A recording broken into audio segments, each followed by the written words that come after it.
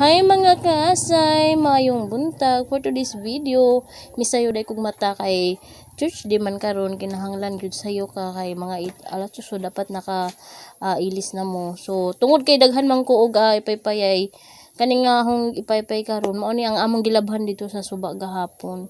So sa kadaghan ako labunon gahapon mga siguro duha gito ka sako gyud bitaw akong labunon. Ang mga usa ka sako kapin, so mao siya nauga kay mas nauna-una man siya kay udto naman mi nakangadto sa suba, so dili gyud ingon tanan nga ahong gilabhan nauga. So mao ni basa-basa pa gyud ni siya, so ako na lang gi hanger og ako sa ipaypay kay basin bag mo init ba unya man, at least kung inig-init niya na nakapaypay na daan. Nagdali-dali na gyud ko ana kay tungod lagi mamahaw pa, maligo pa, so napako sa kasong bata. Di lalim ninyo sa kananay uy. Abi nila simple ang kinabasa nanay, relax lang, dawat lang sa padala, pero wala kay baw nga na all around lupig pa all around ang sa kananay. Kay halos kung unsay trabahoon sa lalaki o wala gyud ang imong partner, syempre ikaw yung trabaho na.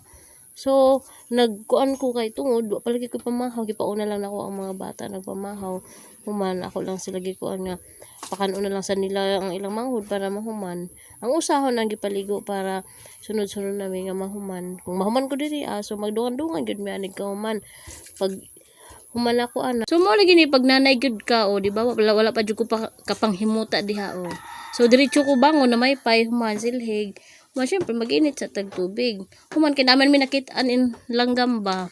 Diri agikan so kanay laging ochisera sa usahay. Na basin ba na day sa diri na bang sa gani diri sa Bisaya nest man na, kung sa taga sa English. So thank you for watching mga kasay. Ang amo day gripo kusog na kay akong gipa-check. Bye.